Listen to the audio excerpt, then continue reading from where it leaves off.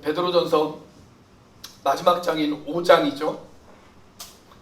이제 다음 주면 베드로전서 강해가 끝이 납니다. 제가 늘 몇 번을 걸쳐서 말씀을 드렸던 것처럼 베드로전서에 가장 중요한 단어가 있다면 고난이라고 하는 단어입니다. 그래서 베드로전서 5장의 주제는 그 고난이 고난으로만 끝이 나는 것이 아니다. 고난 뒤에는 영광스러운 상급이 기다리고 있다. 이것이 핵심입니다. 그래서 5장을 한마디로 표현하자면 고난의 상급이다 라고 그렇게 이야기할 수가 있습니다. 5장에서 가장 중요한 구절이 4절입니다. 자, 우리 4절의 말씀을 같이 한번 읽어보도록 하겠습니다. 시작. 그리하면 목자장이 나타나실 때에 시들지 아니하는 영광의 관을 얻으리라. 자, 여기 고난을 잘 통과한 성도들에게 우리 주님께서 어떤 보상을 약속하고 계십니까? 시들지 않는 영광의 면류관을 주시겠다. 그렇게 약속을 하십니다. 자, 우리 앞뒤 좌우에 있는 분들하고 같이 한번 인사를 해볼까요? 이렇게 한번 인사해 보겠습니다. 고난 뒤에는 면류관이 있습니다. 이렇게 한번 인사해 보겠습니다. 면류관이 있습니다. 성경에는 여러 종류의 면류관이 있어요. 주님께서 우리에게 약속한 여러 종류의 면류관들이 성경에 기록이 되어져 있습니다. 자, 이제 우리가 베드로전서를 통해서 고난받는 성도들의 모습을 살펴보았다면 우리가 7월 둘째 주부터는 베드로전서가 끝나고 7월 둘째 주부터는 성경에서 약속하고 있는 면류관들에 대해서 한번 우리가 살펴보도록 하겠습니다. 이 고난을 잘 통과한 성도들, 그들에게 주어진 성경에 등장하는 면류관들, 그 면류관들에 대해서 우리가 한번 살펴보도록 하겠습니다. 자, 오늘 본문에는 이 영광이라고 하는 단어와 함께 또 하나 중요한 단어가 등장해요. 그 단어가 은혜라고 하는 단어입니다. 자, 5절 말씀에 보면 이렇게 기록되어 있죠. 겸손한 자들에게는 은혜를 주시느니라. 이렇게 기록되어 있습니다. 그러니까 고난이 우리에게 주는 두 가지의 상급이 있어요. 고난이 저와 여러분들에게 주는 두 가지의 상급. 하나는 뭐예요? 영광이에요. 다른 하나는 뭡니까? 은혜입니다. 은혜. 우리가 고난을 잘 통과하면 하나님께서는 저와 여러분들에게 장차 영광스러운 면류관을 주시겠다. 그렇게 약속을 하셨어요. 근데 그 보상이 장차에만 있는 것은 아닙니다. 이 땅에서도 있어요. 우리가 고난을 잘 통과하면 하나님께서 우리에게 깊은 은혜를 주시겠다고 그렇게 약속을 하시고 계십니다. 자, 오늘 본문 말씀을 보면 우리가 두 단락으로 나눌 수가 있어요. 1절부터 4절까지는 지도자들을 향한 메시지라고 그렇게 이야기할 수가 있습니다. 그리고 5절부터 9절까지는 성도들을 향한 메시지라고 이야기할 수가 있습니다. 자, 지도자들에게 주어지는 모든 고난을 잘 버티고 승리하면 하나님께서 영광스러운 면류관을 주시겠다. 그렇게 약속을 하셨어요. 성도들도 마찬가지예요. 이 고난을 잘 버티고 견디고 승리하면 하나님의 깊은 은혜를 주시겠다. 그렇게 약속을 해주시고 계십니다. 자, 먼저 지도자들을 향한 메시지를 살펴보도록 하겠습니다. 자, 1절부터 4절까지의 말씀인데요. 오늘 본문에는 그 지도자를 가리켜서 뭐라고 이야기를 하고 있냐면 장로다. 그렇게 이야기를 하고 있습니다. 장로다.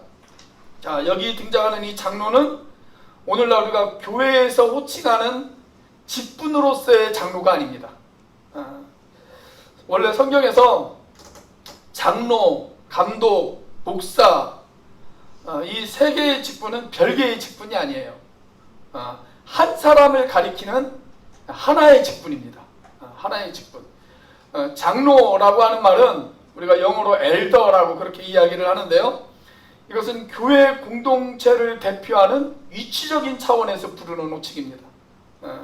그러니까 이건 나이에 많고 적음이 아니라 그 교회를 대표하는, 그리고 영적으로 그 교회를 대표하고 있는 사람을 위치적으로 부르는 호칭이 바로 장로라고 하는 호칭입니다.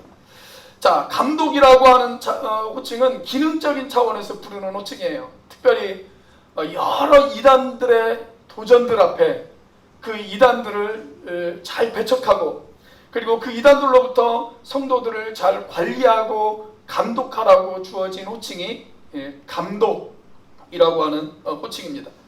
자, 목사라고 하는 말은 사명적인 차원에서 부르는 호칭입니다. 성도들에게 말씀을 잘 가르치고 그리고 그 성도들을 예수 그리스도의 온전한 분량에 이르기까지 먹이고 양육하고 잘 인도하라고 주어진 호칭, 그 호칭이 바로 목사라고 하는 호칭입니다. 그러니까 성경적으로 이야기하면 목사가 곧 감독이고 장로다라고 그렇게 이야기할 수가 있습니다. 이 부분에 대해서는 나중에라도 내년 정도에 제가 교회론에 대한 성경 공부를 한번 할 텐데요. 그때 자세하게 이야기를 좀 하도록 하겠습니다. 자, 그런데 그런 일들을 교회 안에서 목사만 하는 것은 아니죠. 우리 교회로 따지자면 목장에 있는 목자들도 그 일을 하는 사람들입니다. 그리고 주일학교 교사들, 우리 중고등부 교사들도 바로 그 일을 하는 직분입니다. 자, 이렇게 공동체 안에서 직접적으로 영혼들을 먹이고 영혼들을 돌보고 영혼들을 양육하는 사람들, 그 사람들이 다 사실은 뭐냐면 장로다라고 그렇게 이야기할 수가 있어요. 그 일하라고 세워놓은 직분이에요. 영혼들을 먹이고 영혼들을 돌보고 영혼들을 양육하라고 세워주신 직분입니다. 자, 베드로도 그 일을 했어요. 우리가 요한복음에 보면 요한복음 21장에 보면 부활하신 예수님이 베드로를 다시 찾아가죠. 그리고 베드로에게 뭐라고 이야기를 하십니까? 그의 사명을 일깨워주면서 베드로에게 이런 부탁을 하잖아요. 내 양을 먹이라, 내 양을 치라, 내 양을 먹이라, 그렇게 부탁하시잖아요. 자, 영혼들을 먹이고 돌보고 양육하는 일, 베드로가 그 일을 했습니다. 자, 그래서 오늘 본문 1절에 보니까 베드로가 자기 자신을 뭐라고 소개를 합니까? 나는 함께 장로된 자요, 그렇게 이야기를 합니다. 아까 로마 교회 담임 목사님이었던 이 베드로가 자기 자신을 가리켜서 뭐라고 이야기를 하냐면 나는 장로다, 그렇게 이야기를 합니다. 장로다. 자, 그래서 오늘 본문 말씀을 보면 교회 지도자들에게 주신 명령이 등장해요. 또 그리고 그 명령을 잘 이행했을 때 그들에게 주는 보상을 약속하고 있어요. 자, 명령이 뭡니까? 1절부터 4절까지를 보면 그 명령을 우리가 한마디로 이야기하면 교회 지도자들에게 주신 명령은 바로 이것입니다. 양무리를 잘 목양하라 라는 것입니다. 양무리를 잘 목양하라, 이게 명령이에요. 그러니까 누가 교회 지도자입니까? 완장찬 사람이 교회 지도자가 아니고, 임명장 받은 사람이 교회 지도자가 아니고, 양무리를 잘 목양하고 있는 사람들, 그 사람들이 바로 교회 지도자입니다. 그러니까 목사만 교회 지도자가 아니에요. 양무리를 잘 목양하는 일에 애쓰고 힘쓰는 사람들은 다 교회 지도자들입니다. 그 사람이 목장의 목자가 되어질 수도 있고요, 교사가 되어질 수도 있고요, 뭐 다른 직분을 맡은 사람일 수도 있어요. 아무튼 최전방에서 영혼들을 잘 돌보고 있는 사람들, 그 사람들이 바로 교회 지도자들입니다. 자, 그런 지도자들에게 주는 명령, 그 명령이 뭐냐면 양무리를 잘 목양해 주십시오. 그게 명령이에요. 자, 그렇다면 우리는 어떻게 우리에게 맡겨진 영혼들을 잘 목양할 수 있을까요? 여기에 대한 답이 2절과 3절에 기록되어져 있습니다. 자, 우리 2절과 3절을 우리 목자하고 교사들만 한번 읽어보도록 하겠습니다. 목자하고 교사들만 2절과 3절 같이 한번 읽어보겠습니다. 시작! 너희 중에 있는 하나님의 양무리를 치되 억지로 하지 말고 하나님의 뜻을 따라 자원함으로 하며 더러운 이득을 위하여 하지 말고 기꺼이 하며 맡은 자들에게 주장하는 자세를 하지 말고 양무리의 본이 되라. 자, 여기 2절과 3절을 보면 영혼을 맡아서 목양하는 사람들, 그 목자들에게 주어진 4가지의 자세가 소개가 되어지고 있어요. 그러니까 목자들이 가져야 될, 영혼들을 맡아서 양육하고 있는 목양자들이 가져야 될 4가지의 자세가 요구되어지고 있습니다. 첫째는 뭐냐면 하나님의 뜻을 따라 목양하라는 것입니다. 하나님의 뜻을 따라 목양하라. 맡겨진 그 양들에게 내 뜻을 강요하는 것이 아니라 철저하게 하나님의 뜻을 따라 목양을 해야 된다. 왜 그럴까요? 그 양들은 내 양이 아니기 때문에 그렇습니다. 그 양은 내 양이 아니라 누구의 양이냐면 하나님의 양이에요. 하나님의 양이기 때문에 내 뜻대로 목양하는 것이 아니라 하나님의 뜻대로 목양할 줄 알아야 된다라는 것입니다. 여러분, 사역이라고 하는 것은 다른 것이 아니라 하나님의 뜻을 이루는 게 사역이죠. 그런데 사역자가 하나님의 뜻보다 자기의 뜻을 앞세우면 그 사역지는 하나님의 나라를 세우는 곳이 아니라 자기의 야망을 성취하는 자기 왕국이 되어집니다. 저는 이 땅에 있는 모든 사역자들이 가장 두려워해야 하는 자세가 바로 그거라고 생각합니다. 내 왕국을 세우는 것이 아니라 하나님의 뜻을 이루는 하나님의 나라를 세울 줄 알아야 되죠. 모든 사역자에게 가장 중요하게 요구되는 자세, 하나님의 뜻에 따라 목양해야 된다라는 것입니다. 자, 둘째는 즐겁게 목양해야 된다라는 거예요.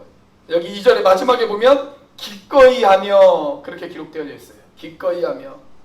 기꺼이 한다라고 하는 말은 즐겁게 해야 된다라고 하는 말이죠. 자, 그러면 기꺼이 한다의 반대가 뭘까요? 여기 2절에 보시면 이렇게 기록되어 있죠. 억지로 하지 말고 그렇게 기록되어 있어요. 기꺼이 하는 것의 반대는 억지로 하는 것입니다. 교회에서 하라고 하니까 그냥 마지못해서 목자하고 마지못해서 교사하고 그것이 아니라 기꺼이 자원해서 해야 된다라는 거예요. 자원해서 해야 된다. 그런데 즐겁게 하는 것과 억지로 하는 것의 경계선상에서 그것을 결정하는 아주 중요한 것이 있습니다. 그게 뭘까요? 내 마음속에 얼마나 하나님의 은혜가 흐르고 있는가 하는 것입니다. 얼마나 하나님의 은혜가 흐르고 있는가. 그것이 억지로 하는 것과 즐겁게 하는 것을 결정하는 결정적인 도구가 되어집니다. 여러분, 내 마음에 하나님의 은혜가 있으면 즐겁게 합니다. 야, 하나님이 나에게 이런 은혜를 주셨는데, 내가 갚을 수 없는 하나님의 은혜와 사랑을 받았는데, 이런 마음이 있으면 즐겁게 하게 돼요. 그런데 그 은혜의 강이 메말라 버리면 억지로 하게 되어집니다. 여러분들은 지금 어떻습니까? 하나님의 일을 하는 데 있어서, 하나님 앞에 봉사하는 데 있어서 여러분들은 기쁘게 하십니까? 아니면 억지로 하십니까? 오늘 이 자리에 예배하러 나왔는데 여러분들은 억지로 이 자리에 앉아 계십니까? 아니면 즐겁게 이 자리에 앉아 계십니까? 내가 하나님 앞에 헌금하며 하나님 앞에 봉사하며 하나님 앞에 선신하며 수고하는 모든 것들을 억지로 하고 계십니까? 아니면 즐겁게 하고 계십니까? 이 말을 바꿔서 이야기하면 지금 내 마음에 은혜의 강이 흐르고 있는가? 아니면 그 은혜가 메말라 버린 사막에 있는가 하는 것입니다. 자, 물론 봉사하고 사역하는 것이 매일 즐거운 것은 아니죠. 힘든 때도 있어요. 힘들고 어려운 때도 있어요. 저도 그래요. 목회하다 보면 힘들고 어려운 때도 있습니다. 그런데 뒤돌아보면 제가 고등학교 2학년 때인 18살에 하나님께서 나를 목사로 부르셨다라고 하는 소명을 받았습니다. 그리고 20살에 신학교를 입학을 했어요. 그러니까 그때부터 사역의 길을 걸었으니까 올해로 딱 한 30년째 지금 사역의 길을 걸어가고 있습니다. 그런데 한 번도 이 길이 내 길이 아니다 라고 생각해 본 적이 단 한 번도 없어요. 그런 생각을 가져본 적이 단 한 번도 없습니다. 저는 목회하는 것이 즐겁습니다. 중간에 물론 이런저런 이유로 인해서 제가 잠깐 직장을 다닌 적은 있어요. 그때는 지금보다 월급을 더 많이 받았어요. 근데도 제 마음이 행복하지가 않아요. 내가 이 일을 해야 되는 사람이 아닌데 그런 생각만 들어요. 행복함이 없어요. 근데 제가 목회를 안 하니까 저희 자매는 엄청 좋아하더라고요. 엄청 좋아하더라고요. 근데 제가 다시 목회를 시작하겠다라고 했을 때 저희 자매가 반대하지 못한 이유가 뭐냐면 제가 인생을 살아가는데 행복해하지 못하는 제 모습을 보았기 때문에 그렇습니다.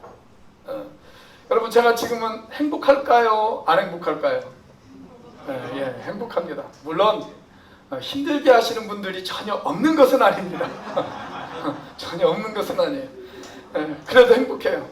강단에 설 때마다 행복하고 말씀을 전할 때마다 행복하고 지체들과 교제할 때마다 행복하고 행복합니다.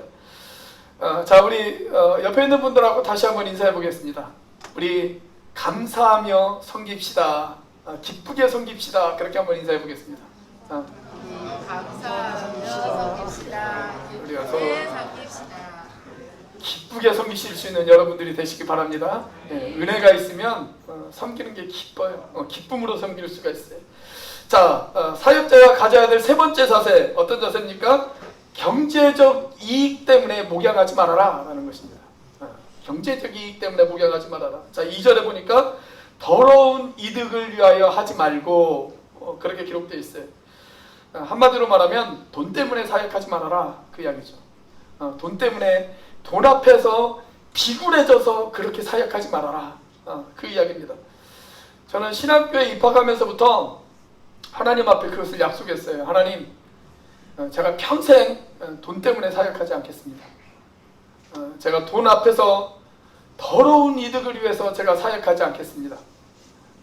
하나님, 제가 돈 때문에 비굴해지지 않겠습니다. 내가 하나님 앞에 그것을 약속을 했어요. 저는 돈을 위해서 사역하는 사역자가 가장 불쌍한 사람이라고 생각이 되었어요. 가장 불쌍한 사람. 여러분, 돈의 눈이 어두워지면 모든 것에 눈이 어두워집니다. 그래서 돈의 눈이 돌아가잖아요. 그러면 마음의 판단이 흐려져요. 마음의 눈이 어두워져요. 자, 예수님께서 마태복음 6장 22절에서 이런 말씀을 하셨어요. 우리 같이 한번 읽어보겠습니다. 시작. 눈은 몸의 등불이니 그러므로 내 눈이 성하면 온몸이 밝을 것이요. 자, 우리 몸에서 눈이 가장 중요하죠. 그래서 옛날 우리나라 속담 가운데 무슨 속담이 있습니까? 몸이 여리면 그 중에 눈이 부다, 그런 속담이 있어요. 눈이 그만큼 중요하다는 얘기죠. 여러분, 눈이 보이지 않으면 온몸의 자세와 태도가 불량합니다. 그래서 저는 장애인 중에서 가장 힘드신 분들이 시각장애인이라고 생각해요. 여러분, 일단 사물을 제대로 볼 수 있다는 것, 여러분, 그것이 얼마나 큰 축복입니까?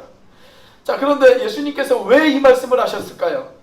이 말씀을 하기 바로 직전인 21절의 말씀을 우리가 살펴볼 필요가 있습니다. 21절에 보면 예수님께서 이런 말씀을 하셨어요.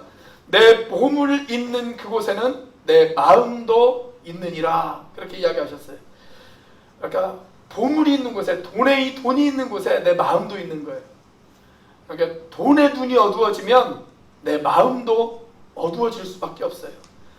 그래서 여러분, 돈에 대한 셈이 분명하지 않고 돈을 향한 잘못된 욕심을 가진 사람들은 다른 것을 볼 필요도 없습니다. 다른 것도 엉망이에요. 다른 것도 엉망입니다.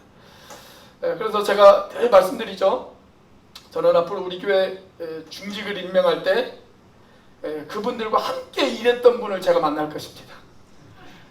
그래서 그분들이 돈에 대한 어떤 평가를 받고 있는지 제가 그것을 반드시 확인할 것입니다.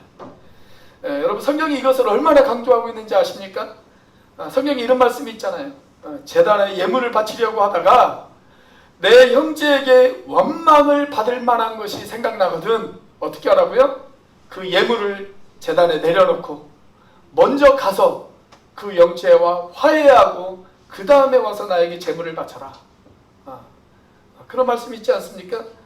여러분, 그래서 사역자의 가장 중요한 자세 가운데 하나가 뭐냐면 돈 때문에 사람들에게 원망받을 일을 하지 않는 거예요. 원망받을 일을 하지 않는 것, 더러운 이득을 위해서 일하지 않는 것, 그게 가장 중요한 자세 가운데 하나라고 이야기할 수가 있어요. 자, 네 번째는 뭡니까? 모본을 통해서 목양하라 라는 것입니다. 약물의 본이 되라 라는 말이죠. 자, 여러분, 부모가 솔선수범하면 어떻게 되어질까요? 자식들도 따라와요. 아이들이 안 보는 것 같으면서도 사실은 부모의 행동을 다 보고 있죠. 그리고 부모를 따라와요. 그래서 우리가 아이들을 말로만 가르치는 것이 아니라 더 중요한 가르침은 뭐냐면 행동으로 가르칠 줄 알아야 됩니다. 그래서 서양에는 그런 속담이 있지 않습니까?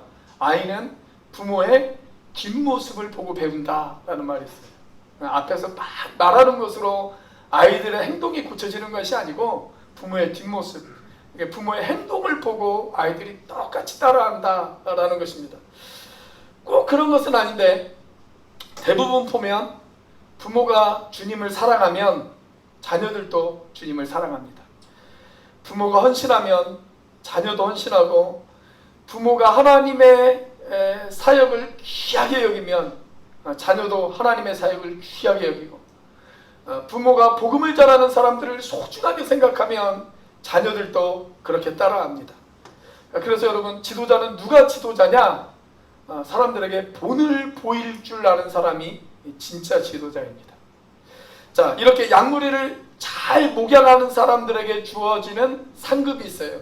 자, 그 상급이 4절입니다. 자, 우리 4절 같이 한번 읽어보겠습니다. 시작. 그리하면 목자장이 나타나실 때에 시들지 아니하는 영광의 관을 얻으리라. 자, 여기 영광의 관이라고 그렇게 소개가 되어져 있어요. 자, 이 말을 세번역에서는 어떻게 번역을 했냐면 영광의 면류관 이렇게 번역을 했고요. 공동번역에서는 어떻게 번역을 했냐면 영광의 월계관 이렇게 번역을 했습니다. 영광의 월계관. 그러니까 7월 달에 그 일본 동경에서 그 올림픽을 하잖아요. 올림픽을 강행하겠다고 지금 하고 있는데 할 수 있을지 없을지는 잘 모르겠어요. 근데 그 올림픽의 최초 발생지가 어딘지 아십니까? 그리스잖아요. 지금으로 몇 천 년 전부터 고대 그리스에서 올림픽이 있었어요. 그때 그 올림픽의 최고 승리자에게 주어지는 것, 지금은 올림픽 승리자에게 주는 것이 금메달이지만 그 당시에 올림픽에서 최고 승리자에게 주는 것이 뭐냐면 월계수 나무로 만든 월계관이었습니다. 월계수 나무 그 가지로 만든 월계관, 그것을 승리자에게 주었어요. 그 월계관을 받는다는 것, 이것은 최고의 영광이었습니다. 최고의 영광. 자, 그런데 이 월계수관에 가장 큰 문제점이 하나 있어요. 그게 뭘까요? 오래 보관하지 못한다는 거예요. 며칠 지나면 그 잎이 다 시들어버려요. 자, 그런데 오늘 주님께서 저와 여러분들에게 주시고자 하는 그 면류관, 그 면류관은 어떤 면류관이라고요? 시들지 아니하는 영광의 관을 주시겠다. 그렇게 이야기합니다. 시들지 않는 관을 주시겠다. 목사님, 이 시들지 않는 영광의 면류관이 도대체 어떻게 생겼습니까? 저한테 물어봐도 저도 잘 모릅니다. 천국 가봐야 알아요. 어떻게 생겼는지는 저도 잘 몰라요. 그런데 분명한 것은 아무튼 그 면류관이 영광스러운 것이라는 것입니다. 영광스러운 것이다. 그래서 영혼을 목양하고 있는 목자들, 교사들, 이 땅에 있는 모든 목양자들, 그들이 정말 성실하게 그들의 사역을 잘 감당하면 하나님께서 그들에게 주시고자 하는 그 영광스러운 면류관을 너희들이 얻게 되어질 것이다. 그렇게 약속하고 있어요. 저는 우리 교회 모든 지체들이 그 영광스러운 면류관을 다 소유할 수 있게 되기를 주의 이름으로 축원합니다. 자, 그런데 오늘 본문은 지도자들을 향한 메시지로 끝나는 것이 아니에요. 5절 이하 9절 말씀을 보면 성도들을 향한 메시지도 있어요. 목원들을 향한 메시지도 있습니다. 여러분, 목원이 없으면 목자는 존재할 필요가 없죠. 여러분들이 없으면 제가 존재할 이유가 없습니다. 자, 제가 자주 하는 이야기이지만 여러분, 좋은 목사가 좋은 성도를 만듭니다. 그런데 어떤 경우에는요, 좋은 성도가 좋은 목사를 만드는 경우도 있어요. 자, 제가 여러분들 우리 성경 공부합시다. 여러분, 하루에 첫 시간인 새벽을 기도로 시작합시다. 우리 열심히 하나님 말씀 읽고 하나님 말씀을 묵상합시다. 이렇게 주구장창 여러분들에게 이야기했다고 한번 생각을 해보세요. 그런데 여러분들이 한 번 반응이 없어요. 그러면 제 마음 가운데 어떤 생각이 들까요? 내가 아무리 이렇게 이야기해도 어차피 이분들은 따라오지 않기로 작정하신 분들이야. 그런 생각이 제 마음 가운데 들지 않겠습니까? 그러면 제가 열심히 준비를 할까요, 안 할까요? 준비 안 하죠. 저도 사람인데 열심히 준비 안 하죠. 여러분들이 지금 이렇게 또랑또랑한 눈으로 저를 바라보고 있으니까 제가 열심히 설교 준비를 하지, 이 설교 시간에 여러분들이 계속 졸고 있다고 한번 생각을 해보세요. 그러면 제가 설교 준비를 열심히 할까요, 안 할까요? 전혀 하지 않습니다. 하지 않아요. 그러니까 그런 또랑또랑한 눈으로 저를 바라보고 있고, 새벽마다 이 자리를 지키시는 분들이 있고, 성경 공부합시다. 그러면 그 성경 공부하는 것을 사모해서 열심히 공부하시는 분들이 계시고, 여러분 그런 분들이 있기 때문에 제가 더 준비하는 거예요. 그런 분들이 저를 좋은 목사로 만드는 것입니다. 그런데 야 목사님 피곤하실 텐데 이번 주는 쉬자고 해. 그렇게 이야기하면 그분도 나쁜 성도고요. 저도 나쁜 목사로 만드는 거예요. 그러니까 여러분들이 좋은 성도가 되셔서 저를 좋은 목사로 만드는 여러분들이 되시기를 주의 이름으로 축원합니다. 그 사람이 좋은 성도예요. 좋은 성도. 자, 오늘 5절 말씀을 한번 같이 읽어보겠습니다. 5절 같이 읽습니다. 시작. 젊은 자들아 이처럼 장로들에게 순종하고 다 서로 겸손으로 허리를 동이라. 하나님은 교만한 자를 대적하시되 겸손한 자들에게는 은혜를 주시느니라. 자, 여기 보면 젊은 자들아 라고 하는 표현이 등장하죠. 이 말은 꼭 나이가 어린 사람들을 가리키는 것이 아니라 지도자를 따르는 모든 성도들을 가리키는 것입니다. 교회 내에서 지도자를 따라가고 있는 사람. 그런데 이 지도자를 따라가고 있는 성도들도 어떤 자세로 그들이 지도자를 따라가야 되는가? 네 가지의 자세를 이야기하고 있어요. 성도들에게도 네 가지의 자세를 요구하고 있습니다. 자, 첫째로 순종함으로 따라가야 됩니다. 순종함으로 따라가야 돼요. 여러분 지도자가 훌륭한 지도자가 되려면 그 지도자를 따르는 사람들이 잘 따라와야 되죠. 그게 뭐예요? 그게 순종이에요. 순종. 잘 따라오는 것. 그게 순종입니다. 여러분 오늘날 우리 사회는 그 순종을 중요하게 생각하지 않는 그런 사회가 되어져 버렸어요. 오히려 반항하고 거스르고 도전하고 그런 것을 미덕으로 여기는 그런 사회가 되어져 버렸습니다. 자, 그런데 여러분 성경은 여전히 순종의 미덕을 우리에게 강조하고 있습니다. 왜 순종이 중요할까요? 지도자에 대한 순종은 단순히 지도자에 대한 순종으로만 끝이 나는 것이 아니기 때문에 그렇습니다.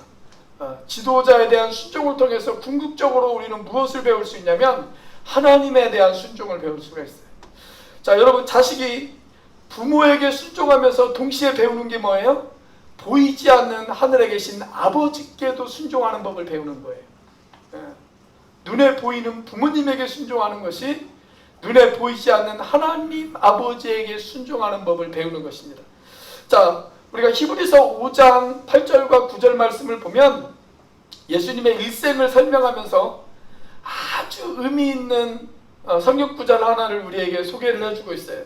자, 같이 한번 읽어볼까요? 시작. 그가 아들이시면서도 받으신 고난으로 순종함을 배워서 온전하게 되셨은즉. 자, 여기 보니까 예수님은 하나님의 아들이세요. 하나님의 아들이지만 그분이 무엇을 배우셨어요? 순종함을 배우셨어요. 순종을 배웠다. 그렇게 기록되어 있습니다. 여러분 예수님도 순종을 배우셨다면 그분도 순종함을 통해서 온전케 되셨다면 여러분 저와 여러분들은 말할 필요도 없이 그 순종을 배워야 하지 않겠습니까? 여러분 우리는 반항은 배울 필요가 없어요. 반항은 배우지 않아도요 저절로 돼요. 그런데 순종은 노력해야만 배울 수가 있는 거예요. 순종을 배우실 수 있는 저와 여러분들이 되시기를 바랍니다. 자, 우리가 어떻게 따라가야 될까요? 자, 겸손함으로 따라가야 됩니다. 두 번째로 겸손함으로 따라가야 돼요. 자, 오늘 본문의 5절 말씀을 보면 겸손한 자들에게 은혜를 주신다. 그렇게 약속을 해놓고 계십니다. 여러분 우리가 교만하면 하나님이 우리를 대적하신대요. 그런데 우리가 겸손하면 하나님께서 우리에게 은혜를 주시겠다. 그렇게 이야기를 합니다. 그러니까 저와 여러분들이 은혜를 받는 통로가 있어요. 우리가 어떻게 은혜를 받을 수가 있느냐? 그 은혜를 받는 통로가 뭐예요? 겸손이에요. 겸손. 겸손한 사람에게 은혜가 주어지는 거예요. 교만한 사람에게는 은혜가 주어질 수 없어요.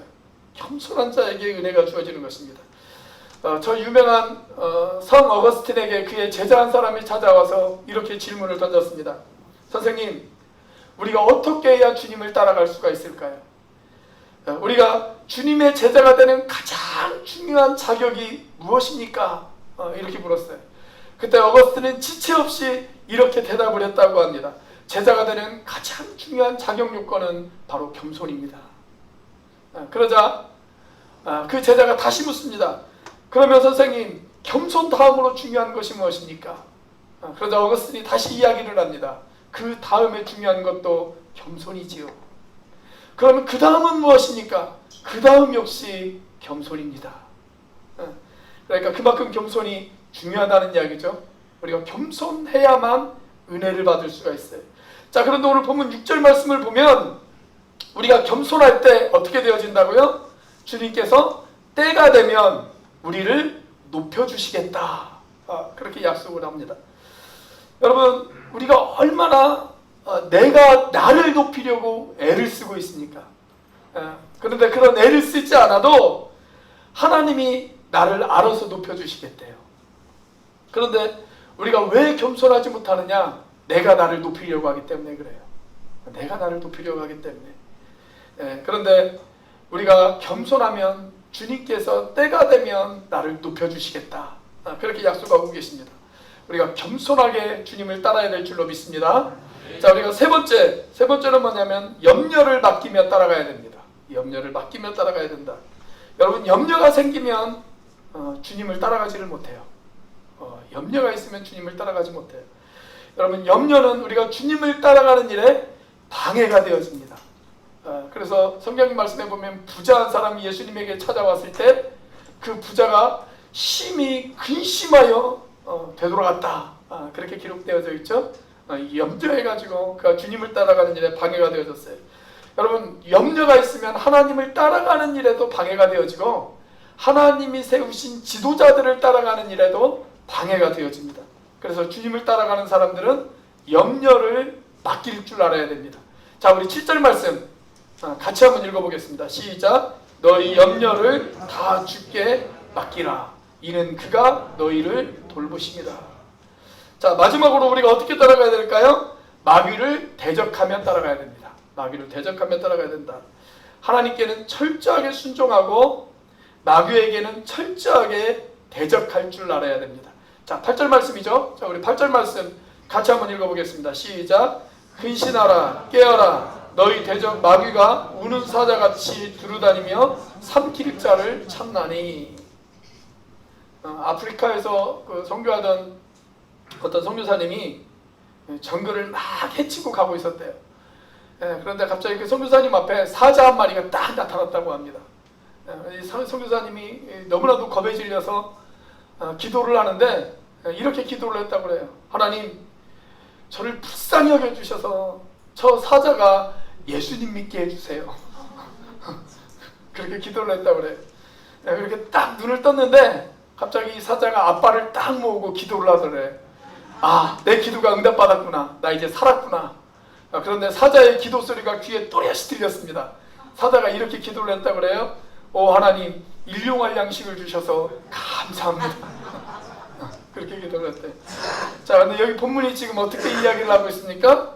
너희 대적 마귀가 우는 사자같이 삼킬 자를 찾고 있다. 그렇게 이야기를 합니다. 여러분, 마귀는요 계속해서 삼킬 자를 찾고 있어요. 그런데 이 마귀를 대적하는 가장 최고의 비결이 있다면 그 비결이 뭔지 아십니까? 어거스틴은 이렇게 이야기합니다.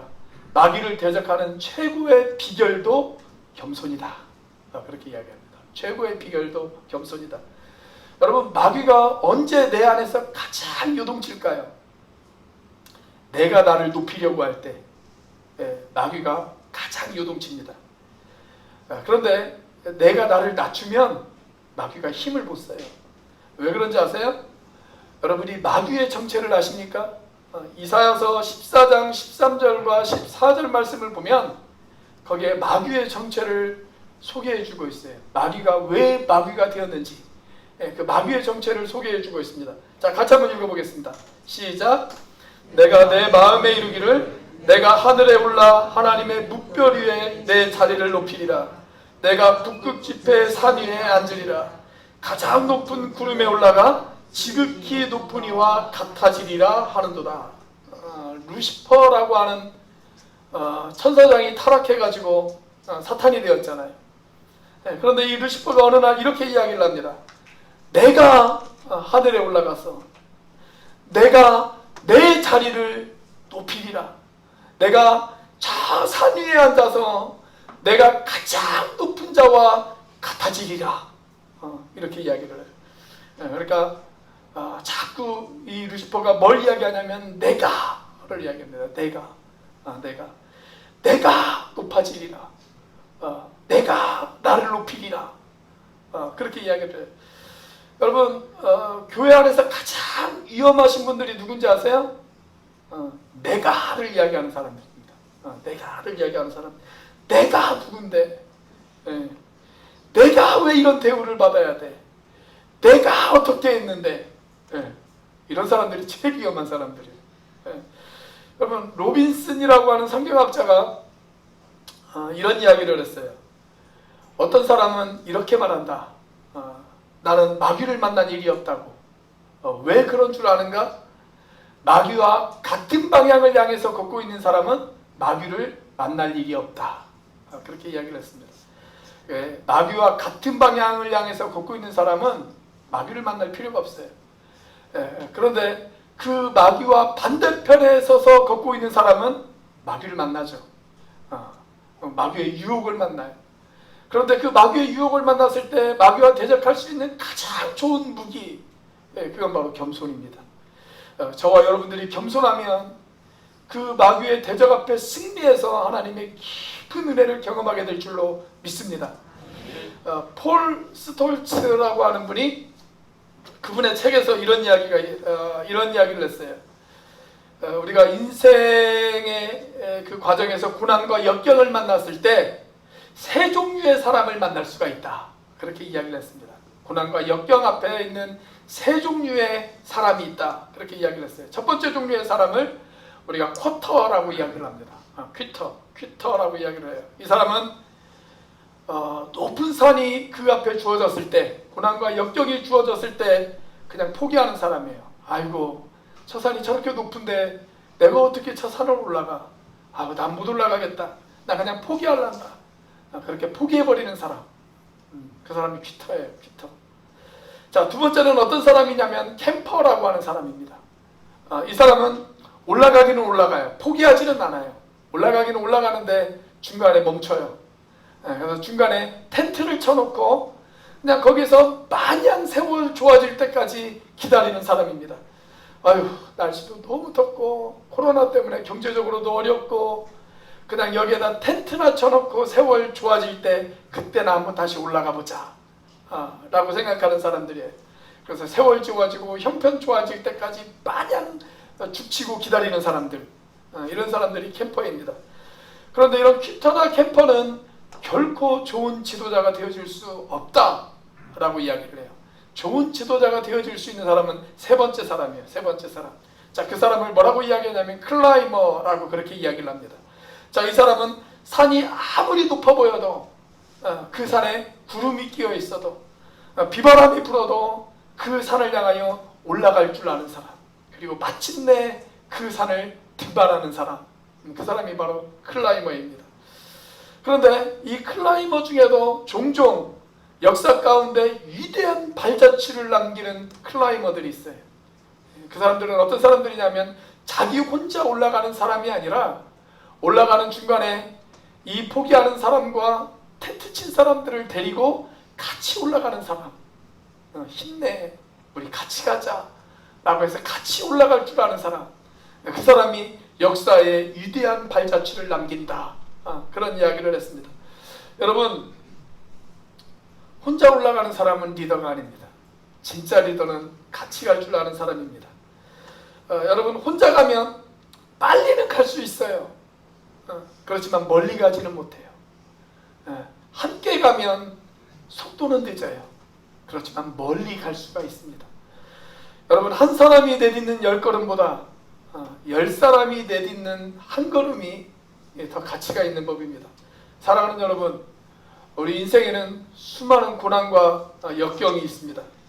그 고난을 넘어갈 줄 아는 사람, 나 혼자 넘어가는 것이 아니라 중간에 쓰러져 있고 지쳐 있고 포기하고 있는 다른 지체들을 독려해서 함께 그 고난과 역경을 넘어갈 줄 아는 사람.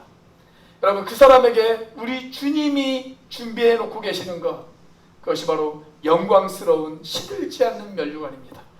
저와 여러분들이 그 면류관을 받으실 수 있기를 주의 이름으로 축원합니다. 바로 그 사람들에게 우리 주님이 약속하고 계시는 것, 그것이 바로 하나님의 깊은 은혜입니다. 바로 그 깊은 은혜를 저와 여러분들이 소유할 수 있게 되어지기를 바랍니다. 그래서 모든 인생의 고난과 폭풍 속에서도 하나님의 그 거룩한 영광을 바라보며 우리가 고난의 산을 넘어갈 줄 아는 저와 여러분들이 되시기를 주의 이름으로 축원합니다. 기도하시겠습니다. 우리 시간 함께 기도하기를 원합니다. 우리 이렇게 기도했으면 좋겠습니다. 사랑하는 여러분, 하나님은 나의 하나님이십니다. 그분은 우리를 고난과 환난 가운데 우리를 지키시는 하나님이십니다. 그분은 우리를 도우시는 하나님이십니다.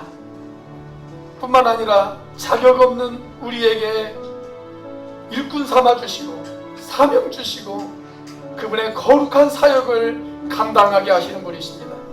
우리를 목자와 교사로 또 여러가지 직분으로 하나님께서 우리들을 세우셨습니다. 하나님, 내가 착하고 충성된 종이 되어지기를 원합니다.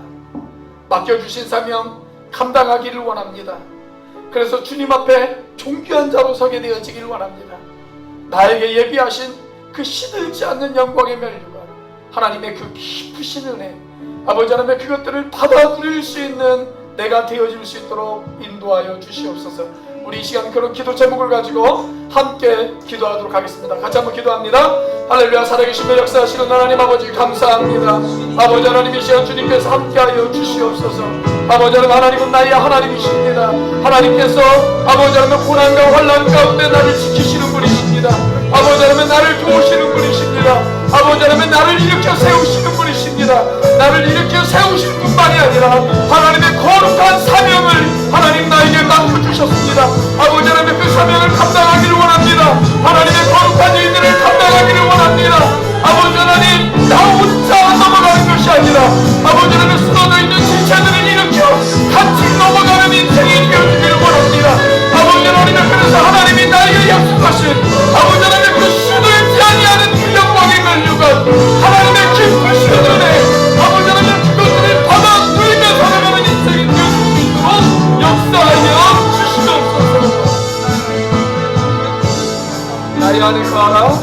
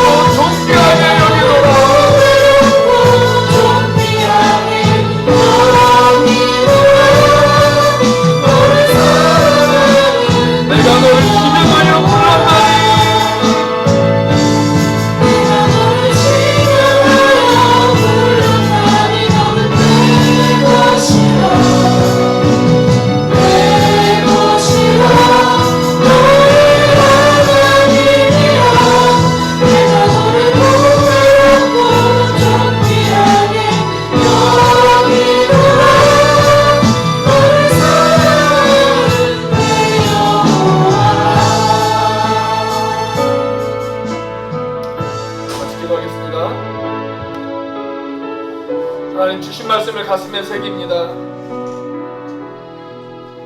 우리를 위해 시들지 않는 영광의 면류관을 준비해놓고 기다리시는 주님,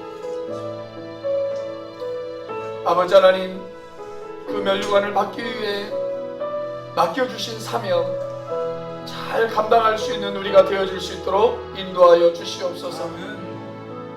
그래서 주님께서 우리에게 주시는 그 영광의 순간을 맞이하는 우리 오늘 교회 지체들이 되어질 수 있도록 주님 축복하여 주시옵소서. 하나님, 그러기 위하여 고난 앞에 도망가지 않게 하여 주시옵소서. 그 고난 앞에서 주저앉지 않게 하여 주시옵소서. 하나님, 그것을 뛰어넘는 우리들이 되어질 수 있도록 인도하여 주옵소서.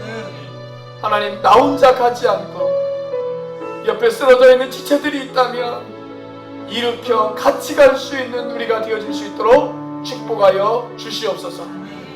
이제는 우리를 위하여 십자가에 달리신 성자 하나님의 은혜와 그 독생자를 죽기까지 내어주신 성부 하나님의 사랑과 지금도 그 사랑을 깨닫게 하시고 충만하게 하시는 성령 하나님의 교통하심이 시들지 않는 면류관을 사모하며 맡겨진 사명을 잘 감당하기로 작정하는 우리 오늘교회 모든 형제와 자매들 머리 위에, 우리 입대를 앞둔 김지훈 형제의 머리 위에, 또 수술을 앞둔 우리 윤진철 목사님 어머니의 머리 위에 지금부터 영원까지 함께 하시기를 간절히 축복하며 기도하옵나이다.